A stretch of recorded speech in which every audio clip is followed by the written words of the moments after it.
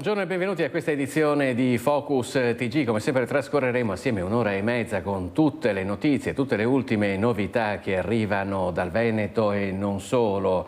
Cominciamo questa edizione con Vicenza e con quello che è il bilancio della straordinaria adunata nazionale degli alpini, la 95esima, che si è rivelata una adunata dei record, dai visitatori alla cittadella degli alpini, a Campo Marzo, ai volontari impiegati.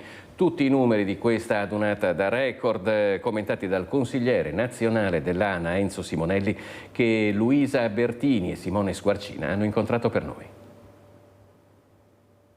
Campo Marzo, cuore della adunata 2024 che lentamente sta tornando alla normalità. Vediamo i lavori di smantellamento di quella che è stata la cittadella degli alpini per questa adunata da record, con 100.000 che hanno partecipato alla sfilata, circa 500.000 le persone arrivate a Vicenza, ma anche altri dati, quindi 278.000 visitatori alla cittadella degli alpini, insomma numeri da record.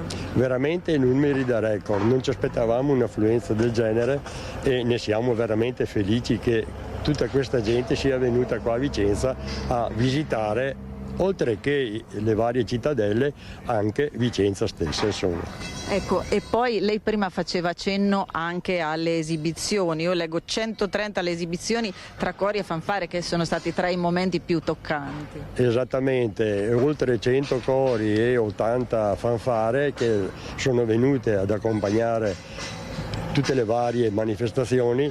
Nelle varie chiese, su 57 chiese, si sono succeduti i vari cori e con grande partecipazione da parte del pubblico, e le chiese piene e contenti tutti, insomma, un sacco di applausi. E poi noi ancora vediamo volontari al lavoro, perché sono stati impiegati sia per il prima sia per il dopo 1.300 volontari della protezione civile dell'ANA. Esatto, oltre alla protezione civile anche i nostri soci della sezione di Vicenza si sono andati da fare e stanno ancora ultimando, ma manca più poco, ultimando gli ultimi sbaraccamenti, cioè portare via le brandine che erano state messe giù, praticamente la chiusura dei campi, eccetera. Ecco, a proposito di brandine do l'ultimo dato: 3.586 posti branda tra campi e palestre che sono stati gestiti poi in questa adunata. Ve l'aspettavate? No, non ce l'aspettavamo, avevamo più o meno idea, però siamo arrivati a risico con il numero delle brandine messe giù a terra nelle varie palestre, eccetera. Siamo arrivati, e con le coperte siamo arrivati praticamente giusti, quindi è andata bene così. Ecco, io ringrazio Enzo Simonelli, consigliere nazionale dell'ANA, per aver commentato con noi tutti i numeri di questa adunata da record. Io ringrazio voi.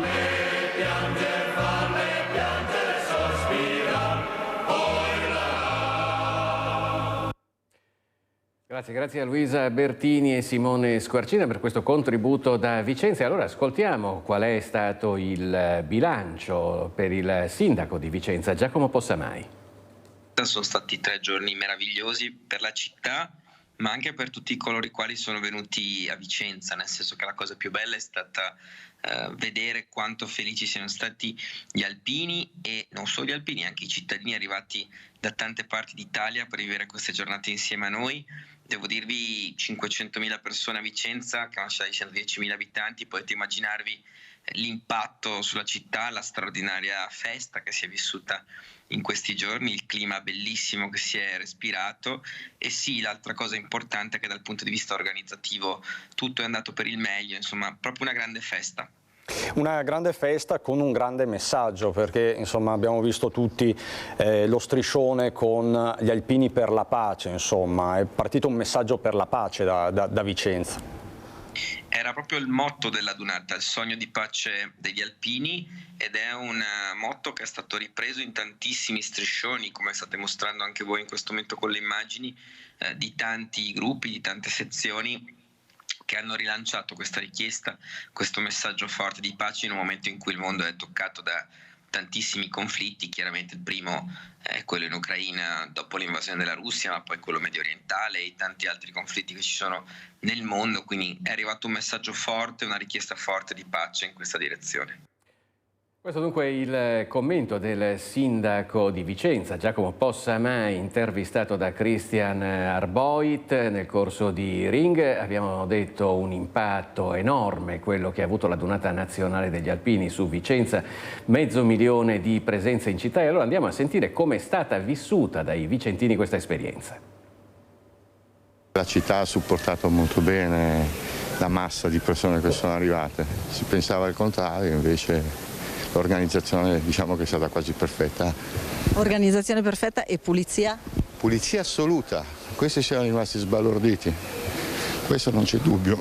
Abitiamo qua in centro, abbiamo visto che uscivamo la mattina e sembrava che proprio si poteva mangiare a terra quasi. È stata una cosa splendida, quello che mi ha colpito è stato in modo particolare l'educazione che hanno avuto, ma veramente tutte persone gentili e poi di compagnia veramente sì. Oggi lei si è svegliato con la città in ordine? Sì, no, guardi, il Comune ha fatto veramente miracoli, diciamo, se pensiamo a tutte le persone che c'erano a tenere in ordine la città non è facile.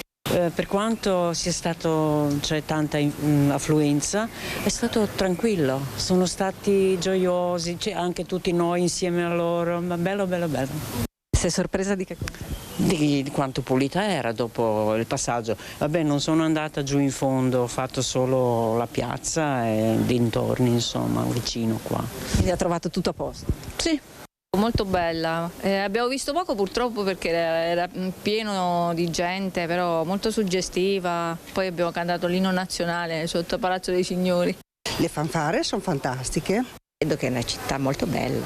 Ho visto il teatro olimpico, che è una roba fantastica, non sapevo neanche dell'esistenza, ma è una meraviglia.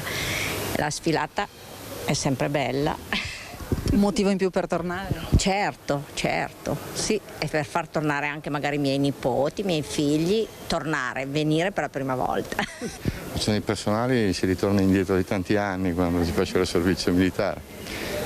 È sempre emozionante, io ne ho fatte tante di adunate, ma sempre comunque c'è l'emozione, soprattutto quando passano determinati gruppi.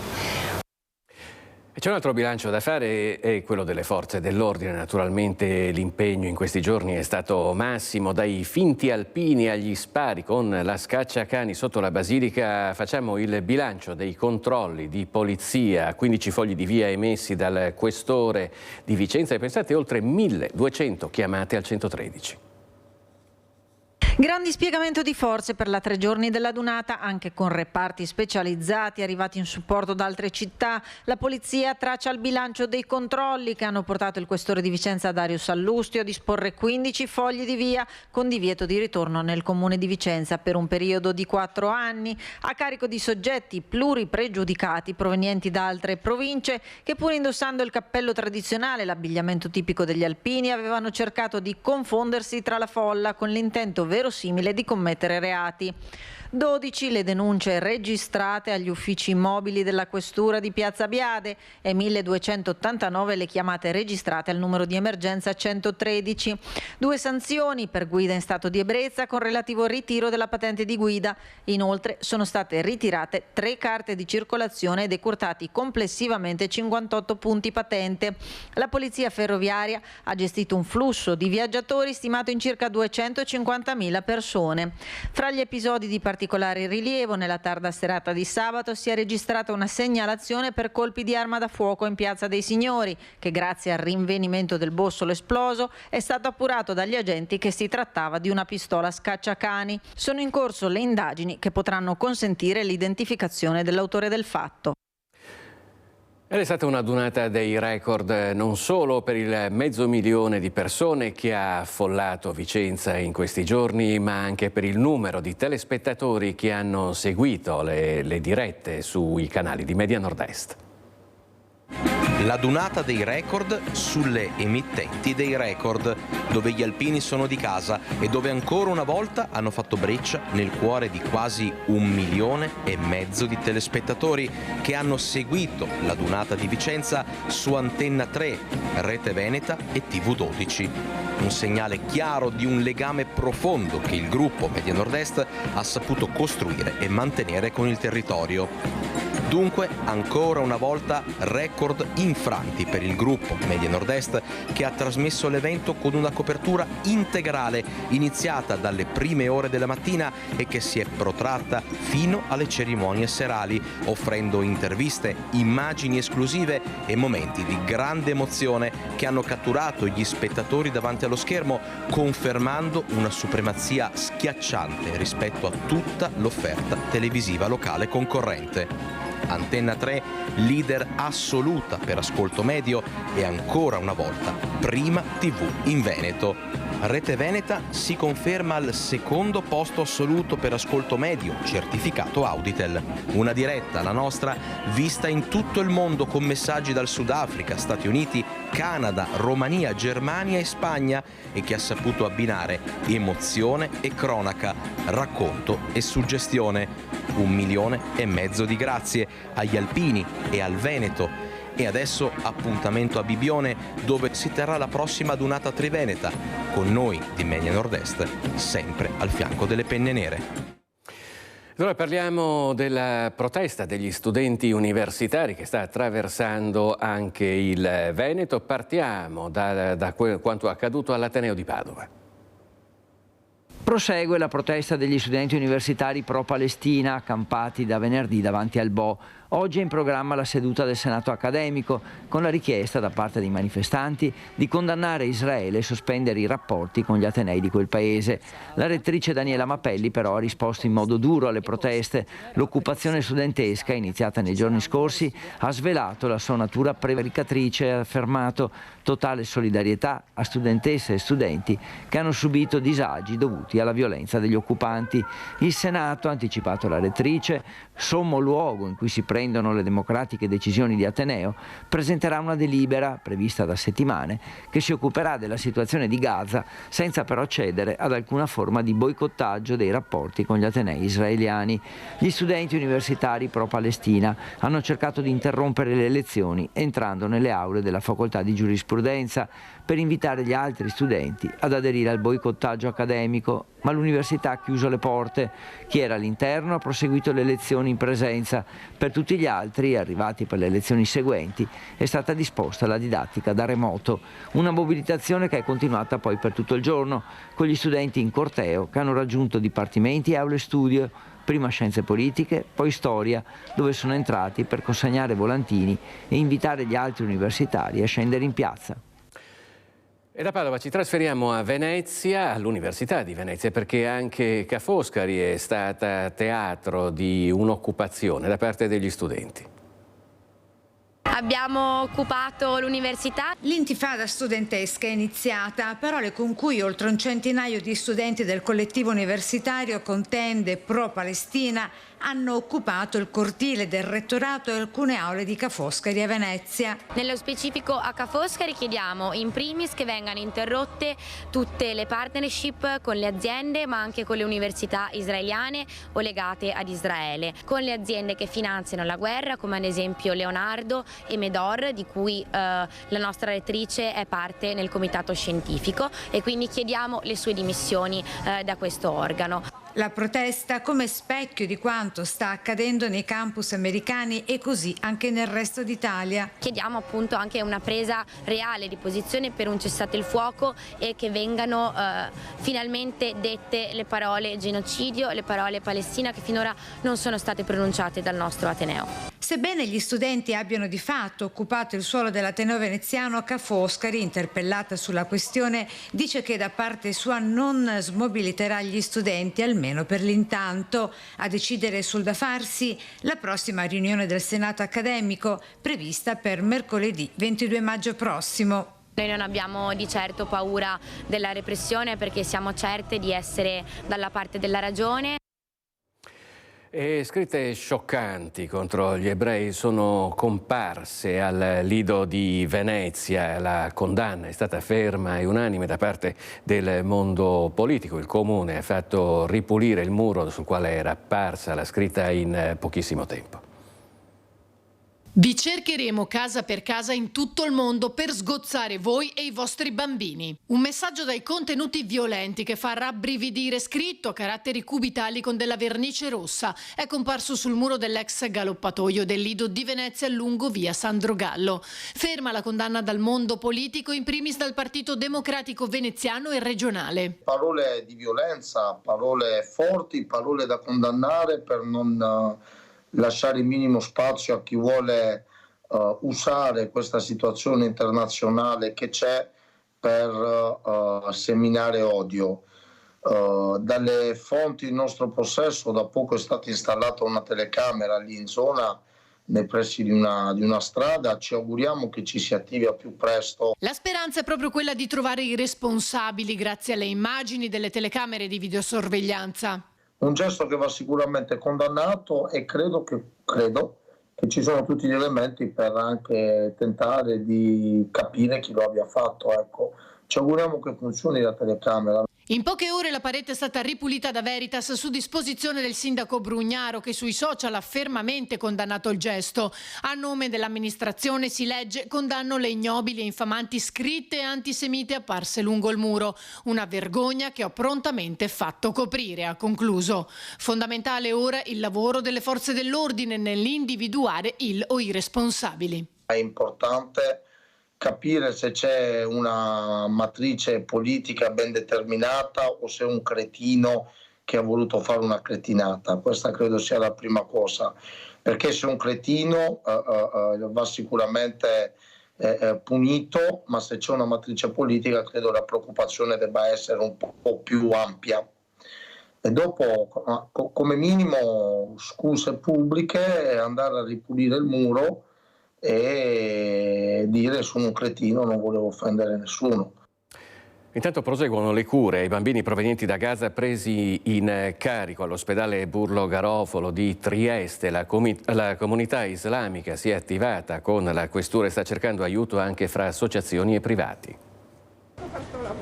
La comunità islamica di Trieste sta prestando il proprio supporto a favore del gruppo di profughi della striscia di Gaza atterrati a Trieste qualche giorno fa per consentire a 8 bambini di ricevere le cure del Burlo Garofalo. Diversi sono stati enti ed associazioni che hanno fornito il proprio aiuto per la fase logistica, quella sanitaria, d'accoglienza e assistenza. Possibile questa anche grazie a donazioni private. Un ruolo poi lo ha avuto anche la questura di Trieste, che ha preso in carico in maniera molto rapida le pratiche degli stranieri, permettendo loro di accedere allo status di rifugiato politico.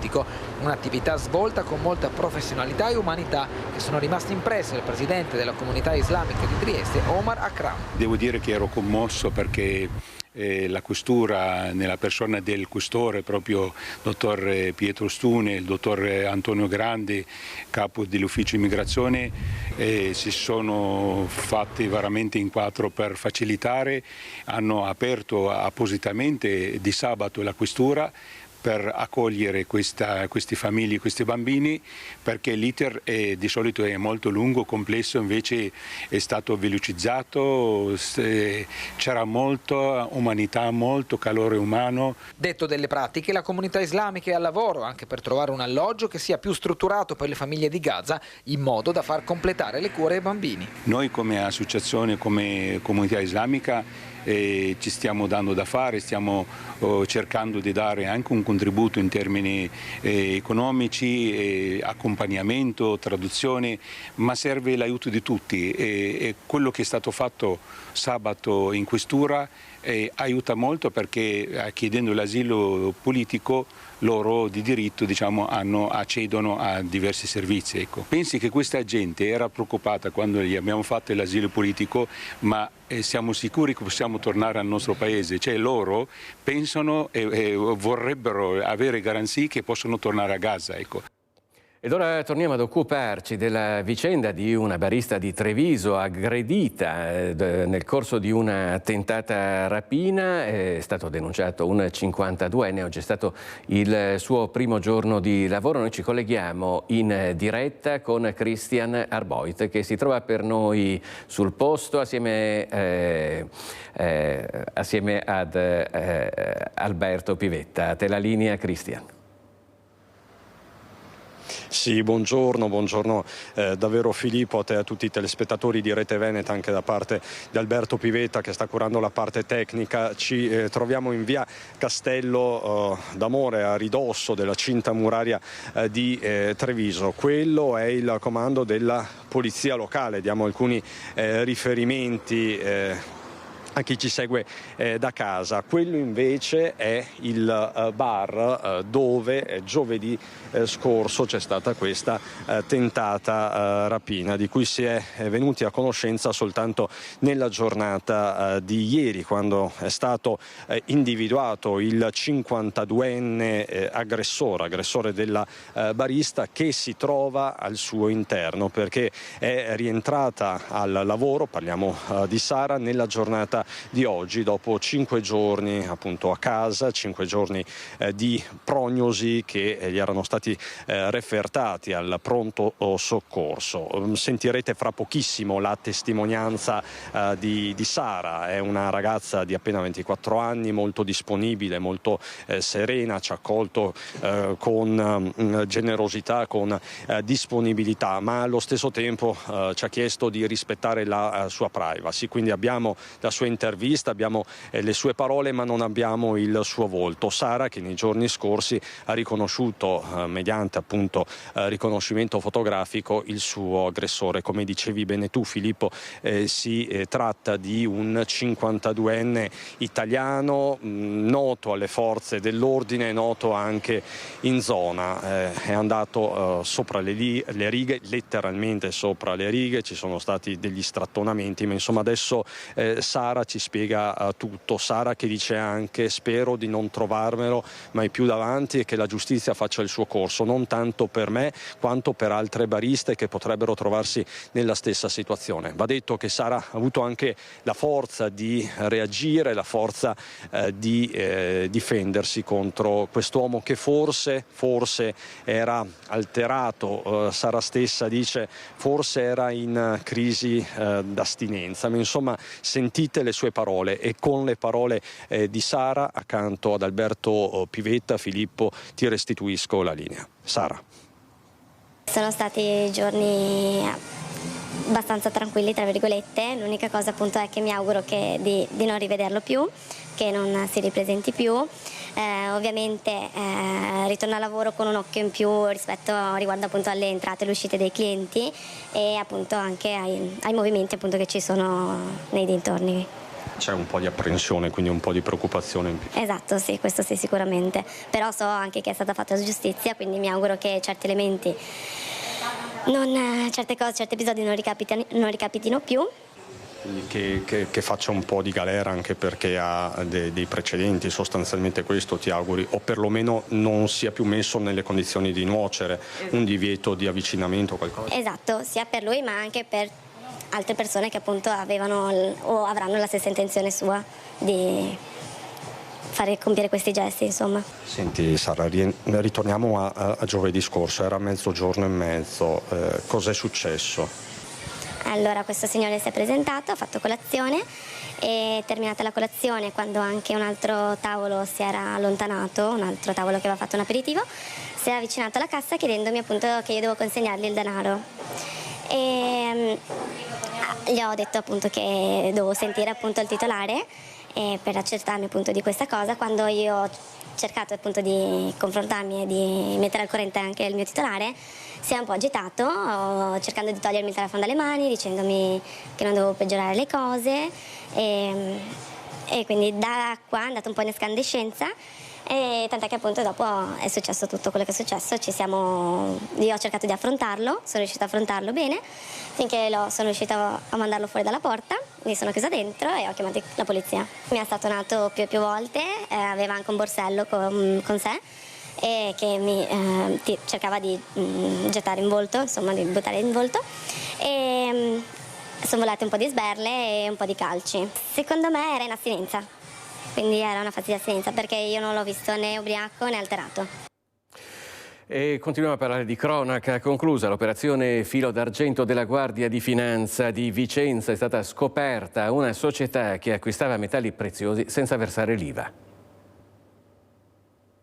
50 milioni di euro per operazioni finanziarie inesistenti è il volume d'affari che è stato accertato dalle Fiamme Gialle di Vicenza nei conti di un'azienda orofa di Monticello Conte 8. 14 le persone denunciate e 10 milioni di euro di IVA dovuta non versate.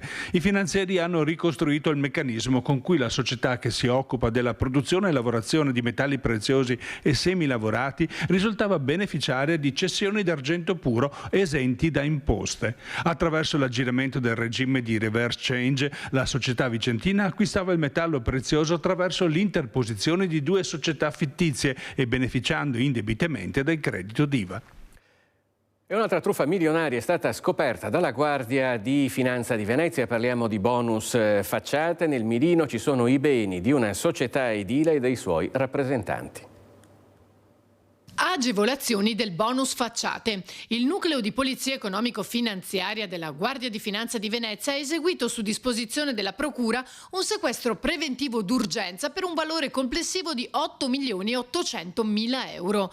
Un'operazione che ha l'obiettivo di cautelare crediti fiscali, denaro e beni di una società edile della provincia di Venezia, del suo rappresentante legale e di un responsabile commerciale, tutti indagati per presunti illeciti finanziari nell'ambito appunto delle agevolazioni da bonus facciate.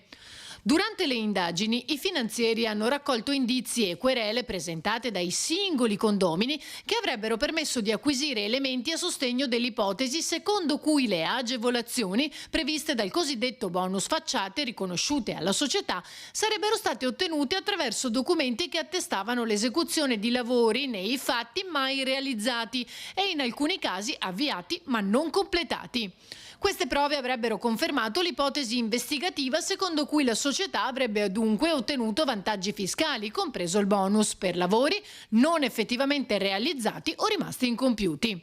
Il sequestro ha coinvolto crediti d'imposta per un valore di circa 6 milioni e mezzo di euro, un furgone del valore di 28.000 euro, disponibilità finanziarie per circa 330.000 euro, quote societarie per circa 200.000 euro e 6 immobili per un valore totale di circa 2 milioni di euro, situati nelle province di Venezia e Belluno. E Fiamme Gialle all'opera anche in provincia di Treviso nell'ambito del contrasto alle frodi fiscali col metodo apri e chiudi. Sono 4 le persone denunciate. È il cosiddetto metodo apri e chiudi, quello portato alla luce dalle Fiamme Gialle di Treviso, che hanno scoperto un emporio specializzato nella vendita di articoli casalinghi e altri prodotti non alimentari. Per oltre 10 anni gestito da imprese che dopo essere diventate insolventi hanno sistematicamente trasferito personale, attrezzature e magazzino alla successiva impresa costituita ad hoc, che ha continuato a operare sempre nello stesso luogo con gli stessi clienti e fornitori, cambiando solo nome e partita IVA. Le indagini sono partite dopo una verifica fiscale nei confronti di una società che aveva gestito l'emporio e prima di essere avviata alla liquidazione, quando ormai aveva accumulato debiti tributari per 430.000 euro, aveva ceduto il ramo d'azienda ad un nuovo soggetto giuridico che di fatto era subentrato nella conduzione del negozio. Da qui ulteriori approfondimenti, andando anche indietro nel tempo, che hanno consentito di ricostruire lo schema. Denunciati per sottrazione fraudolenta al pagamento delle imposte, omessa dichiarazione e utilizzo di fatture per operazioni inesistenti 4 amministratori stranieri che a partire dal 2012 si sono succeduti nella conduzione dell'emporio con un fatturato annuo di circa 1,5 milioni di euro e 15 dipendenti. Il GIP del Tribunale di Treviso ha disposto il sequestro preventivo per circa 300.000 euro, pari alle imposte evase, in esecuzione del quale i finanzieri del gruppo di Treviso hanno bloccato disponibilità finanziarie, 2 immobili in provincia di Venezia, 2 autovetture e una partecipazione societaria in un'impresa con sede nel Veronese. Incidente in via dei Mille ad Arzignano, un'auto è finita contro un platano, una mamma con il suo bambino è rimasta ferita. Arzignano è sera quando in via dei Mille un'auto si schianta contro un platano. All'interno della macchina una mamma con il suo bambino piccolo. La donna resta incastrata tra le lamiere mentre alcuni passanti riescono a intervenire con prontezza e a tirare fuori subito il bimbo dalla vettura affidandolo ai medici del SUEM 118 accorsi sul posto. Anche i vigili del fuoco entrano in azione. Una squadra dei pompieri di Arzignano mette in sicurezza la macchina e libera la donna alla guida. Mamma e bambino sono stati portati all'ospedale mentre le cause dell'incidente sono al vaglio delle forze dell'ordine. E allora torniamo a parlare di quanto accaduto a Noales. Conoscete la vicenda, si tratta di due impiegati di Veritas, un uomo e una donna, lui l'ha aggredita e dopodiché si è tolto la vita. Ebbene, ai funerali a Noales ci sono stati dei momenti di tensione tra i familiari dell'uomo e la sua ex. Vediamo. Momenti di alta tensione nel pomeriggio odierno a Noale al funerale del 57enne suicida che lo scorso 7 maggio avrebbe tentato di strangolare l'ex fidanzata, presente all'addio di lui alla chiesa arcipretale di Piazza Castello. Lite furiosa all'uscita del feretro con alcuni familiari di lui insieme ad una collega di lavoro di entrambi che vedendola sul sagrato della chiesa l'hanno rincorsa insultandola e lanciando pesanti accuse a suo carico. Ti sei inventata tutto, lo hai portato all'esasperazione a commettere quel gesto. Di tutta risposta lei, accompagnata a sua volta da un paio di colleghi e dai suoi parenti, scoppiando in un pianto disperato, ha replicato: cosa dovevo fare? Morire? Parole pesanti come più di un macigno e rilasciate sempre da Francesca, nome di fantasia, anche al momento della nostra intervista di sabato scorso, quando ha ripercorso con noi il momento in cui ha creduto di morire proprio per mano dell'ex. Di chi era questo sangue? Il sangue era il sangue che mi fuoriusciva dal naso e dalla bocca, e sia appunto per la pressione che lui aveva fatto con le mani. E... sul collo, perché le ha messo le mani sul collo? Sì, ha tentato di soffocarmi. Vero è che da quel momento in poi lei, raggiunto il pronto soccorso in autonomia per farsi medicare, è scattata la denuncia nei confronti di lui in automatico da parte dei medici alla polizia, così come prevede in questi casi il protocollo. L'alta tensione di oggi iniziata già all'arrivo del feretro con i pesanti insulti anche a parte della stampa che ha raccontato il fatto di cronaca. Non ha rispettato la detenzione ai domiciliari per andare al bar. È stato arrestato per evasione un 29enne bassanese. Va al bar mentre deve scontare la misura alternativa della detenzione a casa per un cumulo di pena con permesso di assentarsi dalla propria abitazione solo in determinate fasce orarie. Arrestato per evasione 29enne bassanese. L'uomo infatti è stato trovato dai carabinieri del Norm di Bassano in transito in via Angarano mentre stava consumando bevande in un esercizio commerciale. Constatando che a quell'ora poco prima delle 13 non sarebbe dovuto essere in giro, per lui sono scattate le manette. In mattinata è rito per direttissima, il giudice ha disposto per il 29enne gli arresti domiciliari. Svolta nell'indagine della Digos di Padova sull'imbrattamento della statua di Aldo Moro e della targa in ricordo degli uomini della sua scorta al centro San Gaetano di Padova. Perquisizioni per 3 militanti, 2 uomini e una donna del centro sociale Levante, ex Gramigna. Noi ci colleghiamo in diretta con Federico Fusetti che si trova sul posto con la collaborazione tecnica di Federico Cibotto. Buongiorno Federico. Buongiorno Filippo, buongiorno a te, buongiorno ai telespettatori. Siamo davanti al Centro Culturale San Gaetano, siamo in pieno centro a Padova. Il Centro Culturale era il tribunale prima di diventare questo centro culturale, quindi insomma siamo proprio nel cuore della città e di fianco a me, adesso Federico Cibotto ve la mostra, c'è la statua di Aldo Moro. Cosa è successo? Un po' l'hai anticipato, c'è stata una svolta nelle indagini che erano partite il 24 gennaio quando quando al mattino, e parliamo del giorno della memoria, quindi c'è anche un significato, un risvolto politico, la statua era stata trovata completamente imbrattata, e oltre alla statua, adesso Federico Civotto vi mostra anche la targa, questa targa che hai citato, dove sono riportati i nomi degli uomini della scorta di Aldo Moro, che, lo ricordiamo, fu assassinato, fu ritrovato l'8 maggio del 1978. Cosa significa questo? Significa che erano partite subito le indagini per capire chi avesse imbrattato questa statua, e è arrivata la svolta. Questa mattina all'alba la Digos di Padova ha effettuato delle perquisizioni, 2 uomini e una donna appartenenti a questo centro collettivo proletario comunista Levante, l'ex Gramigna, che insomma si conosce perché era stato protagonista già di altri fatti. Insomma, un'indagine che non si è chiusa, le accuse sono piuttosto pesanti, c'è addirittura anche il vilipendio alla Repubblica tra le altre, e quindi insomma una accusa pesante che ha portato a queste perquisizioni sia dei 3 militanti, ma anche della sede del centro collettivo. Allora diciamo che tutto questo è riassunto nel servizio di Francesco Ratai, che vediamo insieme, e con questo servizio Filippo ti restituisco la linea.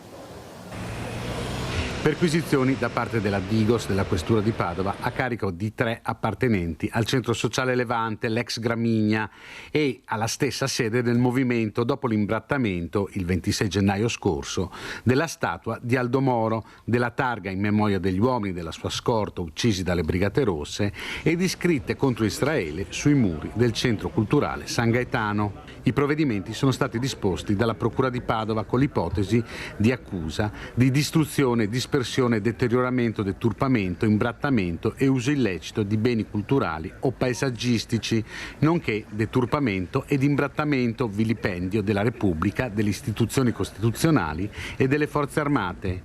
I fatti si svolsero nella notte tra il 25 e il 26 gennaio di quest'anno, a poche ore da una cerimonia in occasione della Giornata della Memoria fissata al Centro Culturale San Gaetano. Una volante alle 6 del mattino si accorse che era stata appunto imbrattata con la vernice rossa il volto della statua dello statista e la targa con i nomi dei 5 agenti di scorta. Non solo questo, perché erano state fatte anche numerose scritte contro Israele e inneggianti all'intifada sulle mura del palazzo storico ospitante il centro culturale San Gaetano. La Digos individuò i presunti autori, 2 uomini e una donna militanti del circolo proletario comunista Levante, ex Gramigna. Sono in corso indagini anche a riguardo di altre scritte analoghe e più recenti. Furto da 100.000 euro all'ospedale di Pordenone da un ambulatorio di medicina. Sono sparite 4 sonde. Solo 10 giorni fa un'incursione simile si era verificata a San Vito al Tagliamento, in provincia di Udine. Indaga la polizia. Colpo dei ladri all'ospedale di Pordenone, spariscono 4 sonde di un nuovo ecografo. Il furto si è verificato al padiglione C del nosocomio Santa Maria degli Angeli. La strumentazione, acquistata di recente del valore di circa 100.000 euro, era a servizio degli ambulatori di medicina interna al primo piano, utile per esami cardiaci, vascolari e microvascolari. Indaga sul fatto la Polizia di Stato, che, raccolta la querela, ha iniziato l'acquisizione delle immagini di videosorveglianza. L'incursione potrebbe risalire lo scorso fine settimana ad ambulatori chiusi, ma la scoperta è invece di lunedì mattina. Non sono stati trovati segni di effrazione. Chi è entrato in azione con tutta probabilità sapeva come muoversi. Una decina di giorni fa all'ospedale di San Vito al Tagliamento erano sparite altre 4 sonde di un ecografo a disposizione, in quel caso del reparto di ostetricia e ginecologia. È uscito di casa in bicicletta senza farvi più rientro. È il secondo giorno di ricerche a Roveredo in Piano per un pensionato scomparso da domenica. Continuano senza sosta a Roveredo in Piano e nelle zone limitrofe le ricerche di Luciano Redivo, il 77enne scomparso da domenica pomeriggio. Per tutta la giornata di ieri i soccorritori hanno battuto le zone ipoteticamente attraversate dal pensionato uscito di casa con una bicicletta city bike di colore grigio. Il mancato rientro a casa ha fatto scattare l'allarme da parte dei familiari. La prefettura di Pordenone ha attivato il piano di ricerca di persone scomparse. I vigili del fuoco del comando provinciale sono presenti anche questa mattina sul posto con l'unità mobile attivata per queste situazioni di emergenza. Le operazioni continueranno per tutta la giornata. Luciano Redivo, alto 1,70 m, del peso di 65 kg, di corporatura esile, senza barba, al momento della scomparsa indossava una giacca di colore scuro. Chiunque abbia informazioni in merito o abbia visto l'uomo è pregato di contattare le forze dell'ordine. Un giovane vicentino invece è stato arrestato per una tentata rapina in centro a Padova domenica sera. Ha tentato di rapinare una coppia di fidanzati che stava passeggiando in centro a Padova minacciandoli con una bottiglia rotta. Un 22enne vicentino è stato arrestato in flagranza dai carabinieri per tentata rapina aggravata e porto ingiustificato di armi od oggetti atti ad offendere. I due fidanzati stavano camminando in piazza Garibaldi, diretti verso le piazze cittadine. Il 22enne li ha minacciati con una bottiglia rotta, intimando di consegnargli il denaro. La coppia si è rifiutata e il giovane si è allontanato. I due, allora, hanno poi avvisato i carabinieri, che hanno bloccato il 22enne vicino al cavalcavia Borgomagno. In tasca aveva un anello di ferro, usato probabilmente come un tirapugni, che è stato sequestrato. Altre notizie di cronaca a Campodarsego. I carabinieri hanno denunciato per tentato furto un cittadino italiano, 63enne, già noto alle forze dell'ordine. L'uomo è stato sorpreso da alcuni passanti mentre stava rovistando all'interno di un'auto parcheggiata in via Bachelet. Immediatamente scattata la telefonata al 112, i carabinieri hanno individuato il 63enne che è stato denunciato. A San Pietro Viminario invece un 38enne polacco senza fissa dimora ha scavalcato la recinzione di un'abitazione in via Ronchi, danneggiando l'auto parcheggiata in giardino. Poco prima l'uomo, anche lui già noto alle forze dell'ordine, a torso nudo aveva suonato il campanello della casa non ricevendo risposta. Ha scavalcato la ringhiera e ha colpito ripetutamente la carrozzeria del gruppo ottico della Renault Clio dei proprietari, che era parcheggiata in giardino. I carabinieri sono intervenuti e dopo averlo bloccato lo hanno denunciato. Ora voltiamo pagina e andiamo a Vicenza. Il gruppo Mamme No FAS ha presentato una mozione inviata ai sindaci del Veneto per chiedere al Parlamento la messa al bando dei FAS. Chiedono l'intervento di tutti i comuni per sollecitare il Parlamento ad emanare una legge che metta al bando i PFAS. Parte da Lonigo la lettera firmata a nome delle Mamme No PFAS e di diversi gruppi ambientalisti, indirizzata a tutti i sindaci dei comuni del Veneto, Piemonte e Lombardia. Ci siamo riuniti per formulare una mozione da mandare ai sindaci e essere sottoscritta dalle amministrazioni comunali per inviare poi al Parlamento e sollecitare la formulazione di una legge che con il principio di precauzione normi queste sostanze che ormai si trovano dappertutto, sono ubiquitarie e danneggiano la nostra salute. Sollecitiamo tutti i sindaci del Veneto, del Piemonte, della Lombardia, della Toscana, ma anche di tutta Italia a sottoscrivere questa mozione perché ci sia una legge che tuteli la salute di tutti i cittadini italiani. Un'altra mozione più locale per il riordino del mercato di Piazza delle Erbe a Padova si discuterà invece in Consiglio Comunale a Padova. Gli operatori che adesso sono attualmente presenti ogni giorno qui, e sono 31, possano trovare una nuova conformazione che rimetta in ordine il mercato, che in questo momento ha alcuni buchi al suo interno. Ci sarà una riorganizzazione dei banchi del commercio al centro della delibera dell'assessore Bressa. In Consiglio Comunale da tempo si notano buchi tra le bancarelle delle piazze. L'intento dell'assessorato è quello di rendere più omogeneo il mercato. L'obiettivo è quello di rilanciare quindi questo mercato, ricordare ai cittadini padovani alla bellezza anche di fare la spesa in piazza non solo al sabato ma tutti i giorni qui con l'offerta che è presente, e far sì che questo mercato sia il più possibile adatto anche al contesto storico, architettonico, monumentale che c'è attorno. Ma non solo questo, perché nella delibera c'è anche la proposta per dei nuovi stalli in zona Portello, 2 nuove attività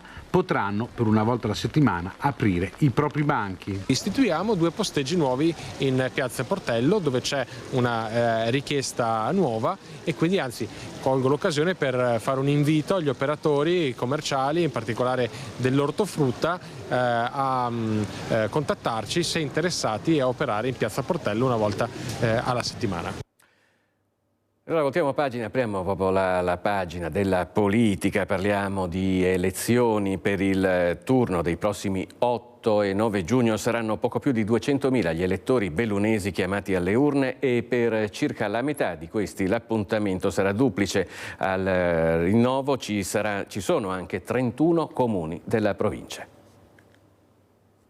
Ponte nelle Alpi, Longarone, Sedico e Borgo Valbelluna, i comuni più popolosi, comunque sotto i 15.000 abitanti. A seguire tutti gli altri, 31 in tutto, impegnati al rinnovo amministrativo nel prossimo turno elettorale dell'8 e 9 giugno. Complessivamente al voto circa 100.000 aventi diritto.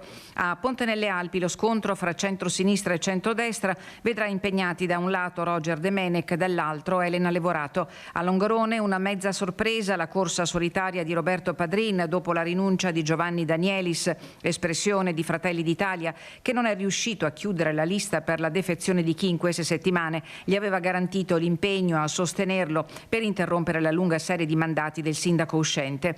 A Sedico si ripresenta Stefano Deon, che dovrà vedersela con la sua ex vice Gioia Sacchet e con Cristian Roldo. A Borgo Valbelluna si ricandida Stefano Cesa, che avrà come avversario l'attuale consigliere d'opposizione Dario Dalmagro. Tra le curiosità di questa tornata amministrativa spicca per numero di liste Limana, dove si è consumata la spaccatura del centrodestra. I candidati a sindaco sono 4: l'uscente Milena De Zanet, Marta Piccinotti, Michele Talo e Martino Fogliato. Sarà corsa contro il quorum sceso al 40% ad Alleghe, Calalzo, Chies dal Pago, Comelico Superiore, La Valle, Lorenzago, Pedavena, Perarolo, San Nicolò Comelico, San Pietro, San Tommaso, Santo Stefano, Taibon e Vallada Gordina. Si voterà anche ad Agordo, Arsiè, Cibiana, Danta, Domegge, Livinallongo, Ospitale, Rocca Pietore, San Vito di Cadore, Santa Giustina, Seren del Grappa e Sette Ville. Una tragica notizia ha scosso il mondo politico del Trevigiano, Forza Italia in particolare. Scomparsa a 39 anni Lisa Labrozzi, militante azzurra e componente del coordinamento provinciale.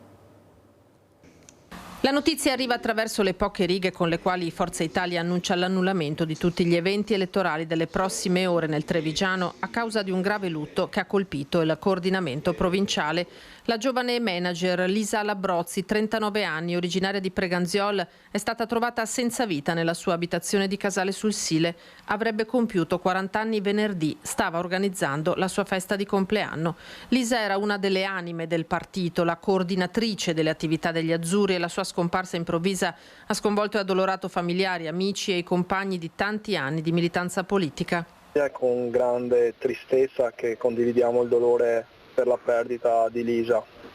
La sua luce e la sua gentilezza hanno arricchito le nostre vite in modi che non potremo mai dimenticare. In questo momento difficile siamo vicini ai suoi genitori e alla sua famiglia, offrendo il nostro sostegno.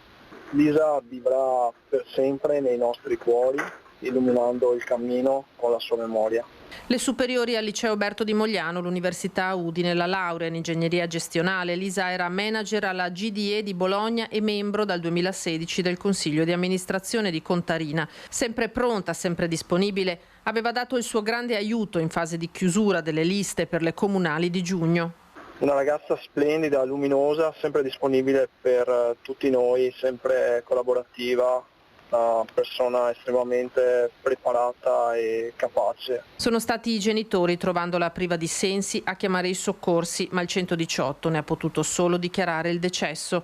Sul posto anche i carabinieri, la data dei funerali non è ancora stata fissata. E il governo è pronto a far partire entro la fine dell'estate i progetti per ricavare in ogni regione un centro per i rimpatri degli immigrati irregolari. E nel nord-est l'unico presente al momento è a Gradisca di Sonzo.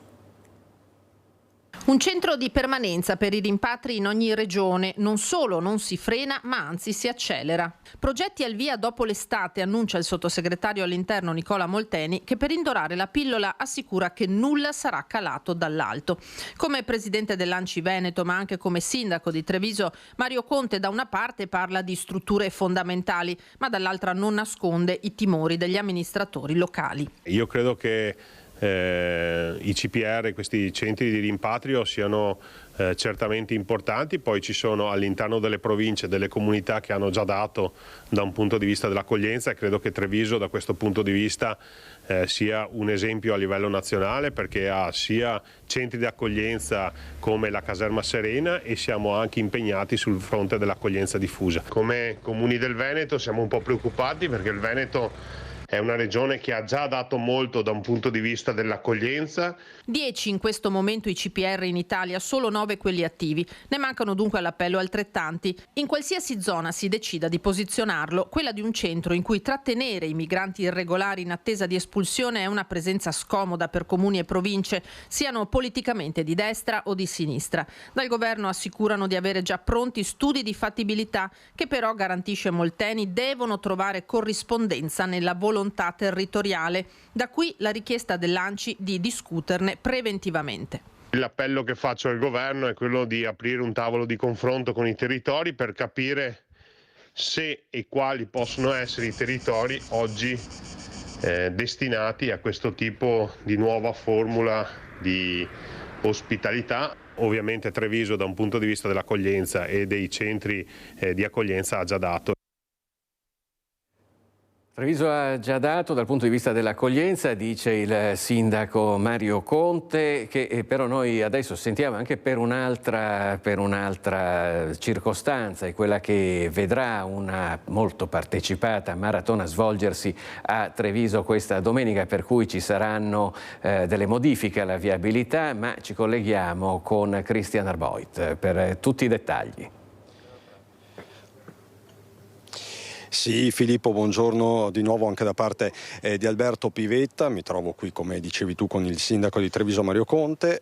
Treviso che aspetta la DJ10, questa grande manifestazione che arriva in città domenica, una manifestazione dai grandi numeri. Parliamo della maratona, chiamiamola così, di Radio DJ. E sindaco, ci dia qualche numero, sono numeri importanti. Diciamo che domenica mattina al nastro di partenza saranno 12.000 gli iscritti. Abbiamo messo questo tetto massimo, anche se in realtà poi ci sono arrivate ancora qualche migliaia di richieste, però purtroppo per questioni logistiche abbiamo preferito fermarci a 12.000. Sarà un grande evento che coinvolgerà tutta la città. Ricordo che sabato e domenica ci sarà il DJ Village in Piazzale Burchiellati, la notte bianca con i nostri commercianti, i musei aperti, quindi insomma l'invito che faccio è quello di venire tutti in città. Gli appassionati di corsa potranno anche correre, ma ci sarà divertimento per tutti, dagli eventi di Radio DJ ai musei aperti, ai negozi aperti, e quindi davvero aspettiamo tante persone. I numeri saranno importanti, quindi dovremo anche avere un po' di pazienza. Ecco, qui ci sono le mappe che sono tutte consultabili online sostanzialmente, perché appunto è una giornata, sarà una giornata impegnativa ma anche carica di emozioni, perché sì, è un evento sempre molto atteso la DJ10 a livello nazionale. Già, è un evento a livello nazionale che quindi accenderà i riflettori sulla città di Treviso. Ovviamente tutti i grandi eventi portano con sé anche qualche disagio, però devo dire che questa mattina abbiamo diramato tutte le limitazioni del traffico attraverso i media e i giornali che troverete domani e anche nel servizio di Antena 3 di questa sera, ma abbiamo cominciato anche un lavoro puntuale di volantinaggio casa per casa proprio nelle singole zone per indicare quelli che saranno i divieti, perché in particolare nelle giornate di sabato e domenica saranno parecchie le strade interdette al traffico. che però invito a vivere come una nuova esperienza, come una sperimentazione di una città pedonale. Ovviamente capisco i disagi, soprattutto per i residenti, e mi scuso anticipatamente, però l'invito che faccio è quello di vivere una città diversa dal solito, completamente senza macchine, piena di eventi culturali, piena con i negozi aperti, e una città di cultura e di sport. Quindi godiamoci le emozioni di una Treviso come non abbiamo mai visto. Prove generali di pedonalizzazione? Ma diciamo che ogni evento ci dà la possibilità di sperimentare alcune cose. Ovvio che la pedonalizzazione, che è un obiettivo che ci siamo posti, deve essere un percorso condiviso dove accompagniamo la comunità anche a un cambio di abitudini, quindi nessuna volontà di stravolgere le abitudini o di violentare la nostra comunità, però diamo la possibilità di vedere come può essere una città senza autovetture. Quindi io credo che sia davvero una gran bella occasione, innanzitutto per divertirsi e per vedere anche la città con occhi diversi. Altra comunicazione di servizio importante: sabato mattina non ci sarà il mercato in Piazzale Borchiellate. Sì, abbiamo comunicato agli ambulanti del mercato ancora mesi fa questa scelta, che è una scelta logistica, perché il DJ Village e gli allestimenti per questo grande evento sono molto impegnativi e quindi non ci consentivano la convivenza tra il mercato e la DJ Ten, e quindi abbiamo optato per annullare un mercato cittadino. Ricordo che è l'unica volta che lo annulliamo durante tutto l'anno. Il sindaco farà la DJ 5, il percorso da 5 km o quello da 10? No, io farò il percorso da 10 e invito tutti quanti a farlo insieme a me. Io sarò tra gli ultimi sicuramente, quindi vi autorizzo anche a superarmi. Cittadini autorizzati, insomma, maratoneti autorizzati. Grazie sindaco Mario Conte. Filippo, con Alberto Pivetta ti restituisco la linea da Casugana. Grazie a Cristian Arboit, Alberto Pivetta, il sindaco di Treviso Mario Conte. Noi da Treviso adesso ci trasferiamo a Bassano del Grappa, dove invece si va verso l'appuntamento con le elezioni amministrative. Sono 5 i candidati sindaco. Oggi c'è stata la presentazione di una lista che si chiama Forza Bassano a sostegno del primo cittadino uscente Elena Pavana. Noi ci colleghiamo subito con Chiara Gaiani, che si trova sul posto con la collaborazione tecnica di Alessandro Costacurta. A te, Chiara. Filippo, buongiorno ai telespettatori. Abbiamo alle spalle la splendida villa Carezzonico che ha ospitato la presentazione della lista Forza Bassano. Con noi il capolista Pierpaolo Longo, che insomma è un volto noto anche per i telespettatori di Rete Veneta. Una lista, la terza, d'appoggio, come dicevi, al sindaco uscente Elena Pavan, una lista che all'interno ha anche candidati di Coraggio Italia, il partito di Luigi Brugnaro, anche se la vostra, e poi ce lo spiegherà bene Pierpaolo Longo, è una lista civica che ha, diciamo, è un po' l'anima centrista delle vostre 3 liste.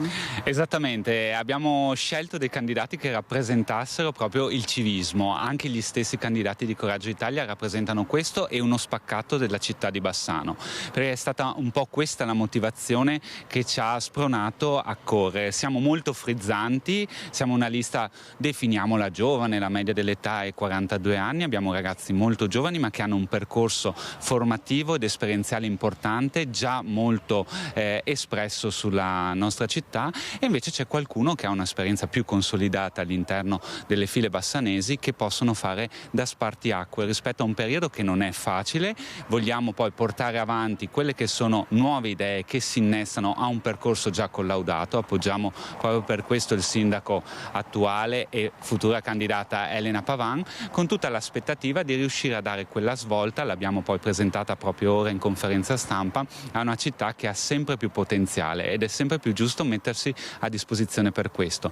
Centrali siamo effettivamente, perché il nostro animo è moderato, anche se molto molto determinato, non ci facciamo mettere in testa i piedi a nessuno. Ecco, nel simbolo stilizzato il ponte di Bassano, il simbolo di questa città, perché Bassano è nel vostro cuore.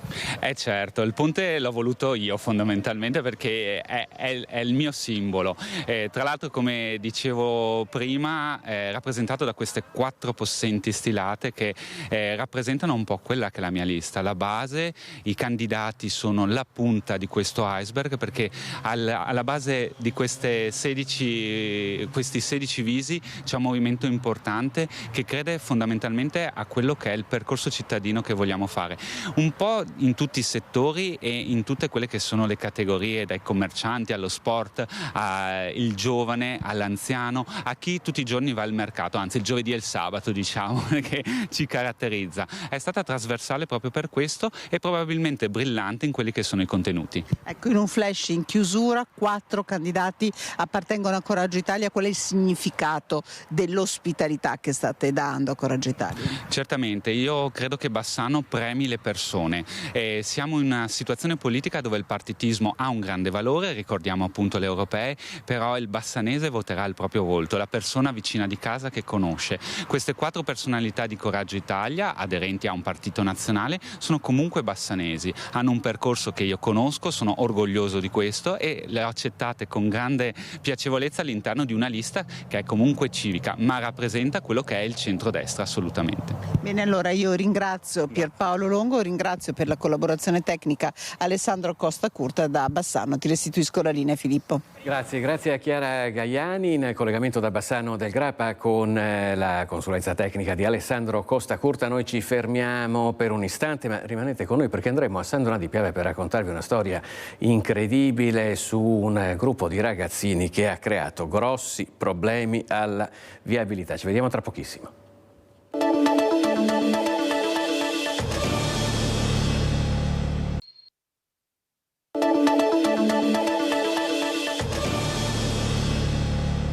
Bentrovati nuovamente in diretta con Focus TG. Andiamo a Vigonza dove solidarietà al dirigente comunale vittima di atti intimidatori e l'ordine del giorno per il Consiglio Comunale straordinario in programma domani sera.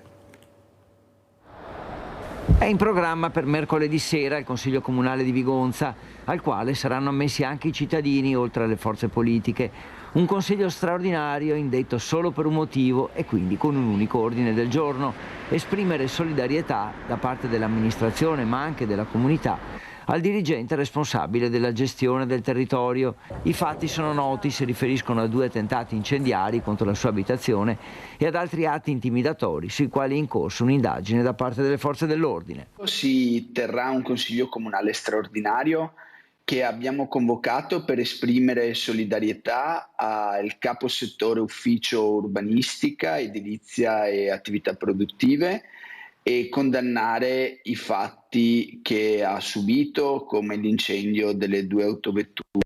Sono stati il sindaco e il consigliere del PD Antonio Stivanello a lanciare la proposta del Consiglio straordinario, proposta raccolta dal presidente del Parlamentino Cesare Paggiaro, che lo ha convocato. Una solidarietà che sarà dunque espressa al dirigente ma anche a tutta la sua famiglia, comunque coinvolta negli episodi di intimidazione da amministratori e coordinatori nazionali e provinciali di Avviso Pubblico, l'associazione nata nel 1996 per riunire gli amministratori che si impegnano a promuovere la cultura della legalità democratica, una rete di enti locali che sostengono concretamente la promozione della cittadinanza responsabile. Ci sembra infatti importante, e per questo parteciperanno anche i delegati provinciali e nazionali di Avviso Pubblico, sottolineare che il nostro territorio non accetta questi tipi di comportamenti e li condanna in maniera ferma e trasversale.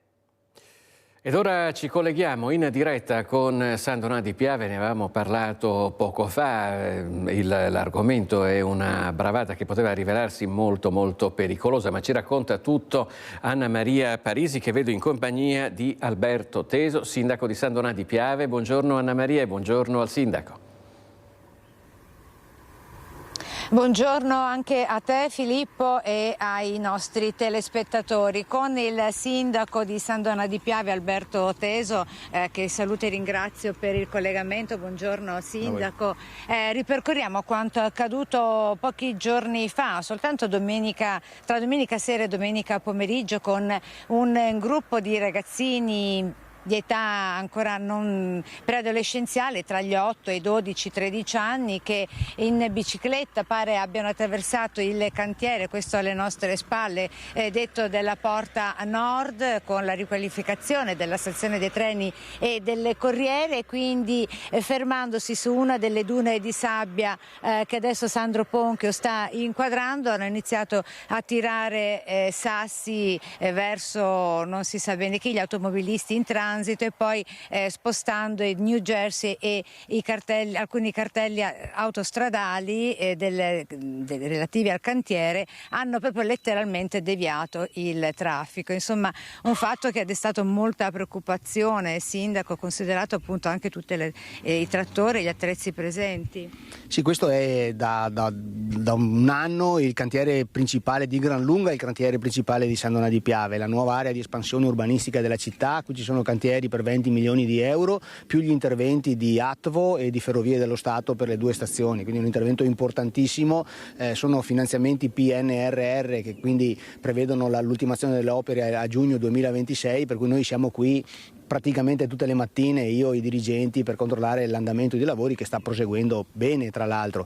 Ci ha molto indispettiti il fatto che domenica pomeriggio, insomma, siamo stati avvisati dai residenti che questi ragazzini avevano prima iniziato a tirare sassi contro le vetrate dell'ex cantina, che è anche oggetto di riqualificazione, poi hanno spostato il New Jersey modificando questa viabilità temporanea che c'è finché non termineranno i lavori, potendo anche creare qualcosa di grave, perché domenica pomeriggio la zona è un po' sguarnita per ovvi motivi, però il traffico c'è, insomma, quindi la cosa un po' preoccupa, perché ragazzi, io ho visto qualche fotografia che qualche vicino ha fatto e mi ha mandato immediatamente, insomma, vedere ragazzini così perdere tempo in occupazioni di questo tipo, insomma, richiede una riflessione anche come genitori oltre che come pubblici amministratori.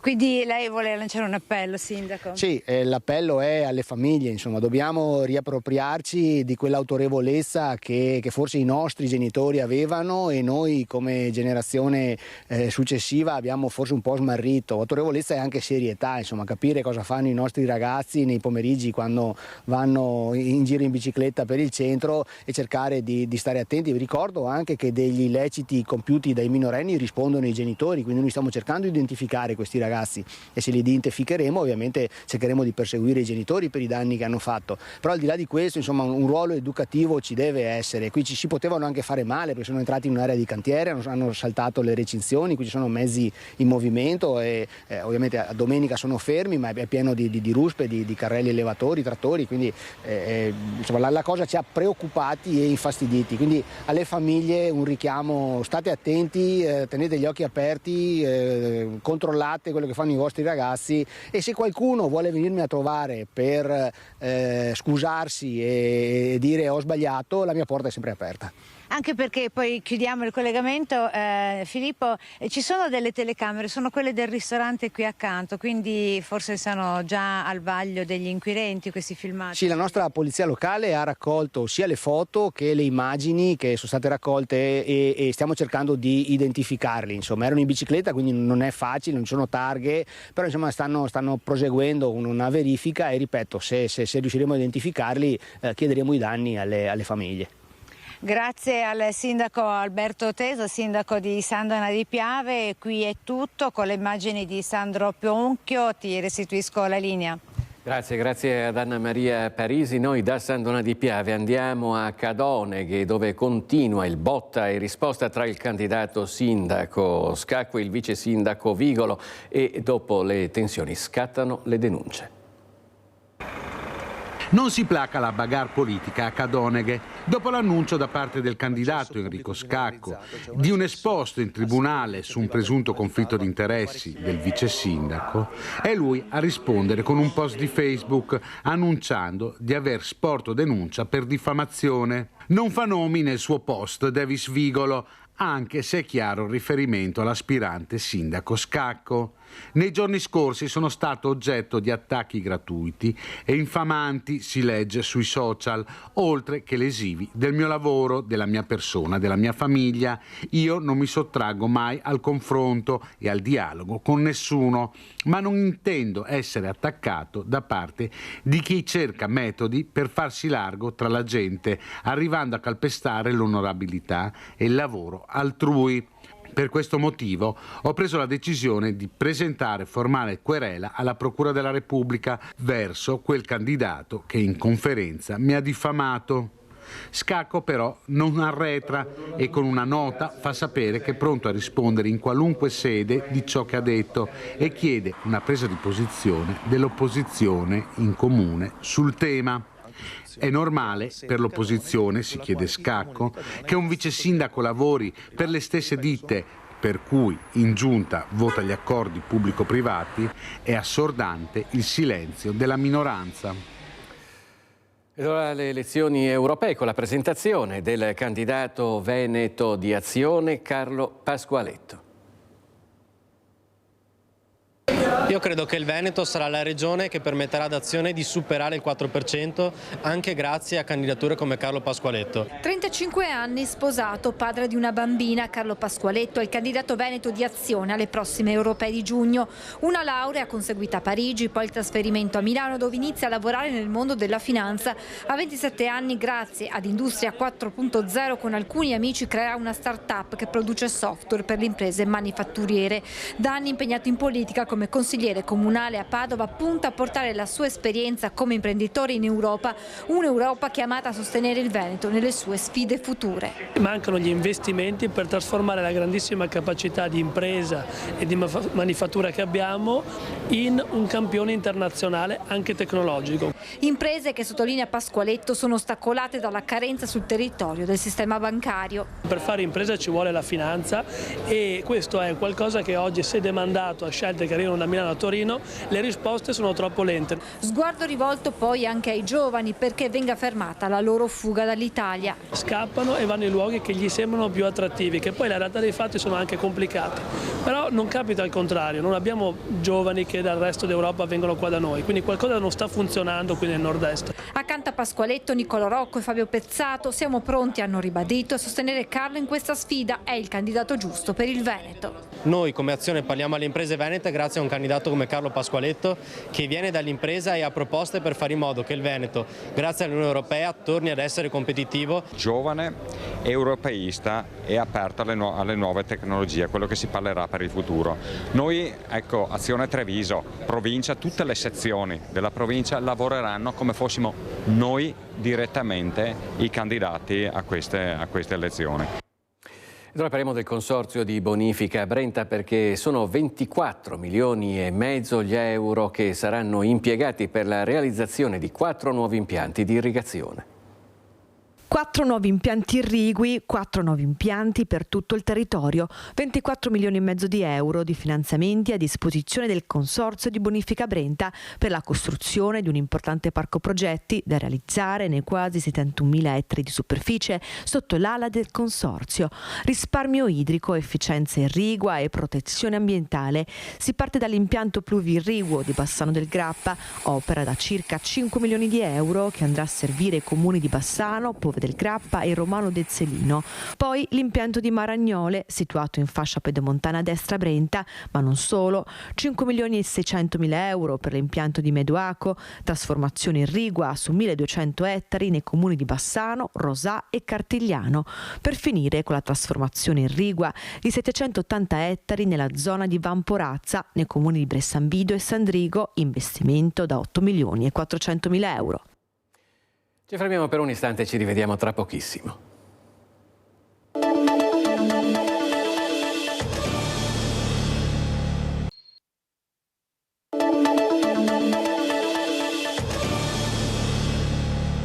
Trovati a Focus TG, andiamo a Verona dove cresce l'attesa e fervono i preparativi per la visita del Papa sabato. Lorenzo Maier ha intervistato per noi il vescovo di Verona, Monsignor Domenico Pompili, che ripercorre il significato di questa visita del Pontefice. Tutto è pronto a Verona per l'arrivo sabato di Papa Francesco. Monsignor Domenico Pompili, vescovo di Verona, racconta questi giorni di attesa e di intenso lavoro. Cosa si aspetta la diocesi e la città di Verona da questa visita? Ma fondamentalmente due frutti: da un lato la gioia del Vangelo, di cui il Papa è un interprete affidabile, come recita il titolo della sua enciclica Evangelii Gaudium, e dunque una rinnovata scioltezza e vivacità nell'annuncio del Vangelo che rappresenta anche oggi una straordinaria maniera di guardare all'esistenza, appunto segnata dalla gioia più che dalla depressione o peggio dalla tristezza, e dall'altra il dono della pace, da invocare per le tante situazioni lacerate che contraddistinguono il tempo che stiamo vivendo. Un incontro, quello con il Santo Padre, che arriva al termine di un percorso comune di tutta la diocesi scaligera. Volevamo evitare che la visita fosse un masserratico, un giorno così fuori dal contesto, mentre invece è stata lungamente attesa dal 24 novembre dello scorso anno, quando abbiamo dato l'annuncio, e direi che avrà proprio per questo essere stato lungamente attesa anche una sua continuazione, sia sulle grandi questioni della pace sia per quel che riguarda le grandi questioni dell'evangelizzazione di oggi. Giornata di festa, ma nel senso più autentico del termine, cioè di una ragione che metta insieme le persone e che possa farle entrare dentro un contesto di amicizia e, per quel che riguarda la Chiesa, dentro una relazione ancora più profonda con Dio. Del resto la Chiesa questo è, per un verso segno dell'intima unione con Dio e per un altro verso strumento dell'unità di tutti. E a Spresiano è stato chiuso l'accesso notturno al laghetto Le Bandie dopo numerosi episodi di accessi non autorizzati con persone che andavano a farsi il bagno.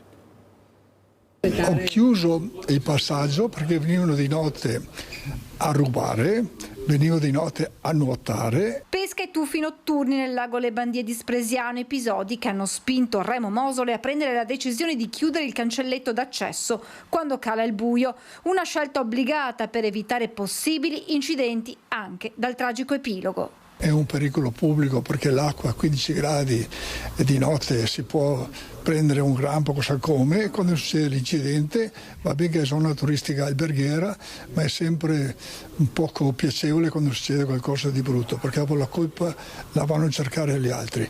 Un'area molto frequentata, soprattutto da sportivi, ma anche da famiglie. Quello è fatto per camminare, per passare tempo, per bere qualcosa insieme, per chiacchierare, per contarsi le storie, soprattutto quando ci sono tante carrozzelle in giro con i bambini, cosa come, per me sono ancora più felice. Un'oasi di pace che tale deve rimanere, dice a gran voce Mosole, che lancia un appello a chi frequenta l'ex cava. Non createmi problemi con lo sporchizia che portate da casa, perché io la devo raccogliere e sono stufo a raccogliere la roba degli altri. Come trovate, lasciatelo come l'avete visto. Ed ora parliamo delle case comunali di comunità. Siamo a Padova e dopo il primo progetto in Arcella l'amministrazione sta pensando a Mortise e alla zona di Via Cave. Ad un anno dall'inaugurazione della casa di quartiere dell'Arcella, il Comune di Padova fa un primo resoconto di un'attività volta ad avvicinare l'amministrazione ai cittadini dei quartieri. Le case di quartiere sono spazi di tutti e sedi di nessuno, cioè sono dei luoghi dove non c'è una parcellizzazione dello spazio e ognuno ha il suo piccolo pezzetto, ma dove tutti insieme si coprogetta e si gestisce una realtà diversificata all'interno della quale possono trovare spazio attività diversificate che nascono dal territorio, dalle associazioni, da chi ne ha bisogno, quindi singoli cittadini, associazioni, ma anche enti privati che abbiano bisogno di spazi per mettere quello spazio, appunto, farlo diventare luogo di socialità. Ora il progetto è crearne di nuovi, per questo saranno avviati degli incontri con la cittadinanza nei quartieri di Mortise e di Cave. Saranno due momenti per incontrare la cittadinanza e focalizzare meglio, alla fine di tutto un percorso già avviato, che cosa il territorio si aspetta da questi spazi, perché questo poi verrà messo all'interno del bando, quindi il bando che si costituirà per la gestione di queste due nuove case di quartiere conterrà quelle che sono le idee, le iniziative, le visioni che sono nate dal territorio. Da Padova a Belluno per parlare degli impianti del Nevegal, perché ci sono grosse probabilità che la cessione delle quote della Nevegal 2021 al Consorzio Tolomeo non si chiuda e lo slittamento della firma dell'accordo è un refrain non nuovo per il Colle. Fra gli operatori sale la preoccupazione. Il progetto di acquisizione della società Nevegal 2021 e il piano di sviluppo del comprensorio sciistico sono stati protocollati a Palazzo Rosso il 7 marzo scorso. 2 pagine e mezza datate 29 febbraio, allegate alla corposa comunicazione della società di non concedere al Comune la proroga per l'opzione di acquisto degli impianti oltre la data del 31 marzo 2024.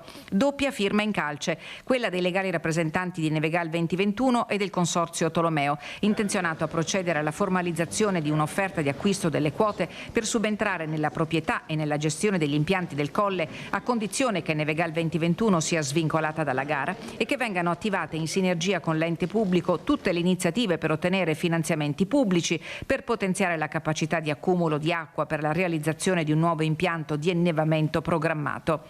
Il 25 marzo a Palazzo Rosso il piano viene presentato ufficialmente. Consorzio Tolomeo, che decide di metterci la faccia, mette le mani avanti. Siete scesi in campo?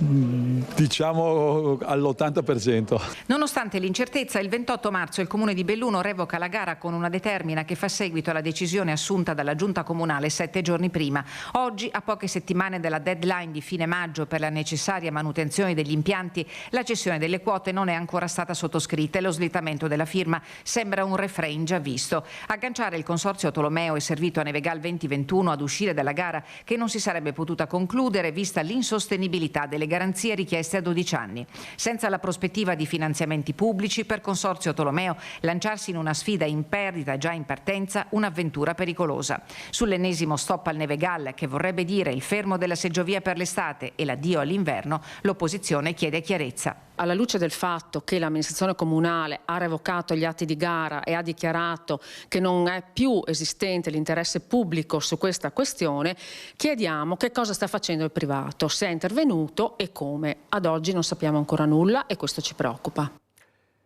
Dalla montagna scendiamo al mare, andiamo al Lido di Venezia perché è stato annunciato il nome di chi condurrà le cerimonie di apertura e di chiusura del prossimo Festival del Cinema. Il direttore Alberto Barbera ha scelto le nostre reti per la sua prima intervista ufficiale dopo la riconferma. È Sveva Arviti, la madrina dell'81esima Mostra Internazionale d'Arte Cinematografica di Venezia. Attrice romana, 39 anni, sarà lei a condurre le cerimonie di apertura e chiusura del Festival al Lido. Attrice impegnata, si è molto spesa sui temi sociali, in particolare nella sensibilizzazione contro la violenza di genere e contro le donne. Il direttore della mostra, Alberto Barbera, rappresenta così. Oggi abbiamo anche annunciato chi sarà la prossima madrina della Mostra del Cinema, Sveva Arviti, una bravissima attrice di grande simpatia, una simpatia davvero trascinante e anche bella e che non nuoce naturalmente. Saprà sicuramente ricoprire con grande competenza, abilità il ruolo delicato che le è stato assegnato. Barbera, prima di partire per il Festival di Cannes, ha concesso alle nostre reti la sua prima intervista ufficiale dopo la sua conferma alla direzione della mostra. E non posso far altro che ringraziare tantissimo il presidente della Biennale, Pietrangelo Buttafuoco, per la stima e soprattutto la fiducia che ha dimostrato nei miei confronti. Ci siamo conosciuti soltanto di recente, ma sapeva tutto della mostra del cinema, del lavoro che era stato fatto. Così il direttore commenta i primi annunci. Presidente di giuria Isabelle Huppert, attrice grandissima, immensa, straordinaria, una delle più grandi attrici del momento, una persona anche generosissima, non ha mai rifiutato di partecipare a film di esordienti o quasi esordienti. Il secondo annuncio riguarda il primo dei Leoni d'Oro alla carriera che verranno attribuiti durante l'81esima mostra. Peter Weir non ha, credo, bisogno di essere presentato, è stato uno dei protagonisti, se non il maggiore protagonista della nuova ondata del cinema australiano all'inizio degli anni '80. E con queste anticipazioni sulla prossima mostra del cinema in programma al Lido di Venezia si conclude questa edizione di Focus TG. Vi ricordo i prossimi appuntamenti con l'informazione di Rete Veneta a partire dalle 18:50 con il telegiornale di Bassano del Grappa, a seguire il telegiornale di Vicenza. Vi ricordo anche l'appuntamento questa sera alle 21:20 circa con il nostro talk show Focus. Con questo per ora è tutto. Nel ringraziarvi per la cortese attenzione vi auguro un buon proseguimento di giornata. Arrivederci.